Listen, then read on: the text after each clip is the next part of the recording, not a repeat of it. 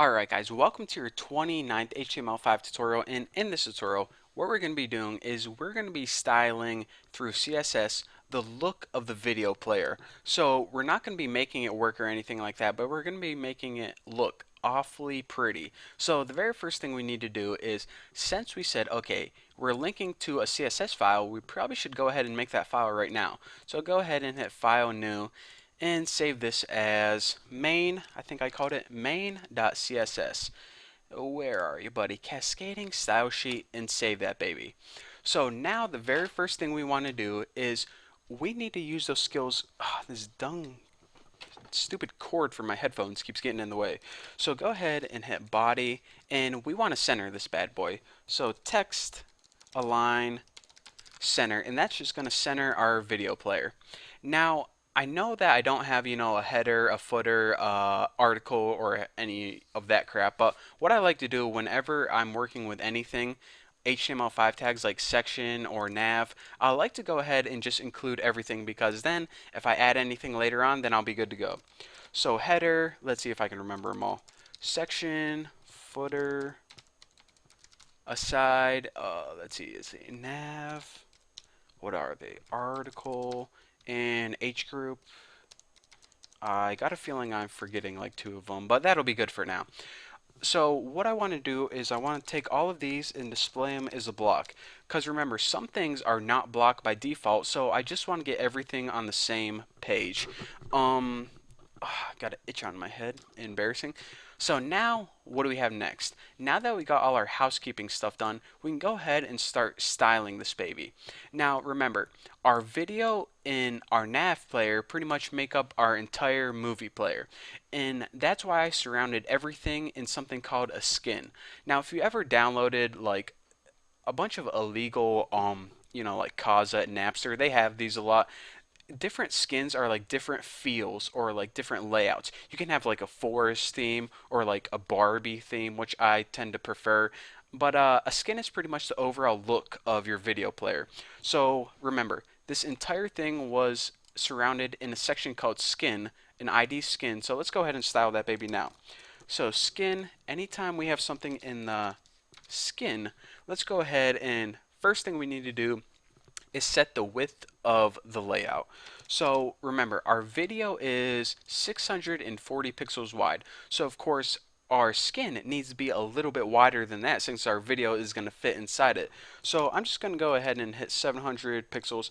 Whatever your video is, make it like 50 pixels wider or somewhere around then. It can be like 50, 100, whatever you want. Just make sure it's wider than your video.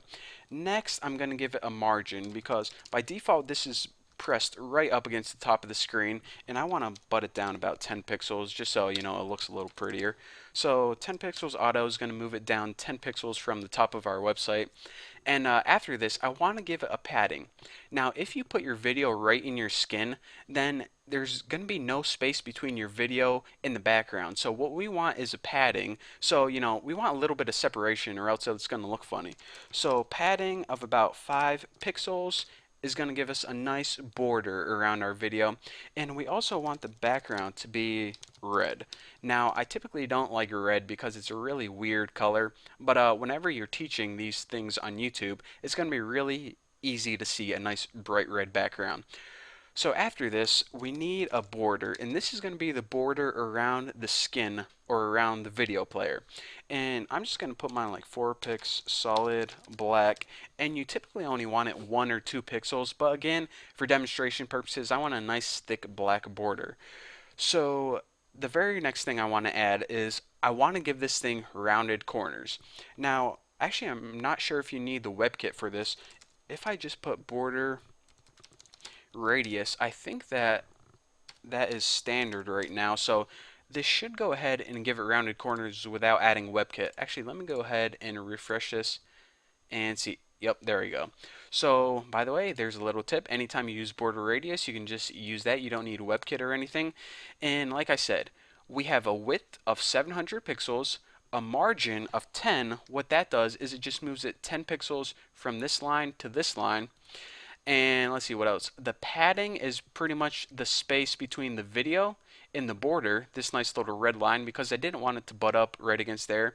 The background of red, the border is of course solid black, and the border radius just gives it nice round corners. So now that our pretty much overall skin is taken care of, we can go ahead and move on to the next section. Now, under our skin, we have our video, which we don't need to take care of because, that's just their video. We can't really change that unless we film a new video. And we have our navigation bar. Now, the navigation bar has our play button in it, which is right there. And it also has our progress bar, which isn't shown up because we didn't make one yet. So let's go ahead and the very first thing we need to do is make some overall settings for this navigation. So I'm going to go ahead and hit nav, and I'm going to give it an overall margin just because I want this nav to kind of separate from the video. I don't want it bunched up.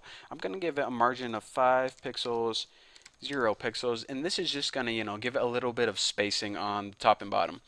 So after this, what do we have after this? The buttons. Now I have a div tag right here and I called it buttons, but the truth is there's only one button inside here. I just named it buttons because if I ever decide to make more buttons later on, maybe I want a stop button or a forward rewind button, I can add those buttons. But now I only have one button, so I didn't want to mislead you guys.